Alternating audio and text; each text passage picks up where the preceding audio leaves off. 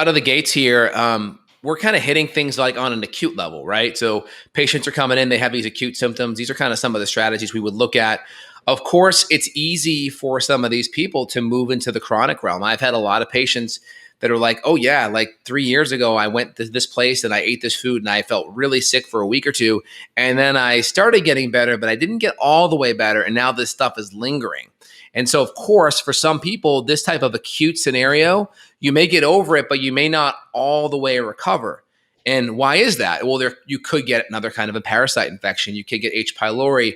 There could be a lingering food poisoning, which we see on some of the testing we do. We'll see some of the Shiga toxin, some of the toxigenic E. coli. What is it? The 0OH157H, right? This is the food poisoning type of E. coli that you see in the spinach once a year and such. So we'll see some of these things on testing, and some of these things can cross the acute level into the chronic sphere. And people that have had these experiences, they may not recover all the way. And then that's where we, I think, start to have to start integrating more stool testing to look at and see what's happening. Yeah, well said. I mean, there's so many people that say they have Bali belly, right? They go to Bali or they go to Mexico or they go somewhere, they come back and they're never the same. And it's an interesting phenomenon because a lot of times we're just trying to find them at the acute phase, like, okay, binders, whatever. But then if they don't fully recover, or sometimes they'll reach out to us, we never got to help them in the acute phase. They're just coming to us in the chronic phase. Like, hey, I've been sick for 3 years after this Mexico poisoning event. Then that's where we come in with the testings. You mentioned the infections. We'll see salmonella. We'll see giardia. We'll see crypto. If there was like a lake trip where maybe they got some freshwater contamination, or a backpacking trip where they got some parasites, we'll find that on stool tests pretty accurately. Gut inflammation we can measure. So that's where we might do a test for her, just because I do it a couple times a year. But if she gets over this, then I might not rush to do it right away. So it depends on the person, right? Yeah. I mean, I have a lot of Australian patients, and it's funny in that culture. It's because they're so close to Bali. A lot of them will take trips over there. And of course the Bali, I mean, it's like 1 out of every 2 of my Australian patients, they got sick in Bali.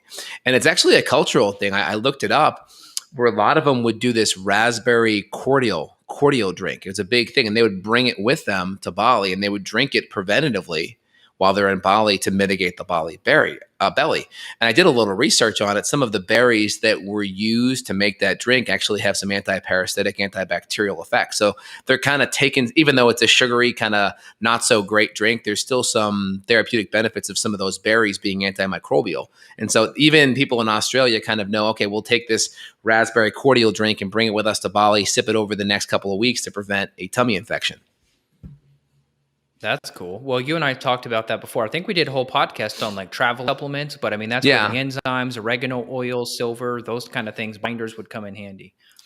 Yeah, we did a food poisoning podcast, I think, about 2 years ago. I was at a friend's wedding, and I remember I was in the North End, and I had a nice ribeye steak in the North End, right? Anyone that knows the Boston area, North End's a big Italian area, big restaurant Italian area.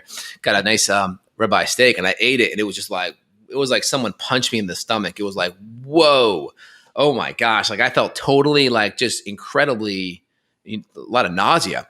And then I brought my GI Clear 4 with me, and I hit that. I remember I had like 2, I had my GI Clear 1 and then some oil of oregano, and I hit that hard. It didn't quite do it. And the next day I hit the GI Clear 4, and within 30 minutes it went away. I couldn't believe it. It was like someone flipped a switch.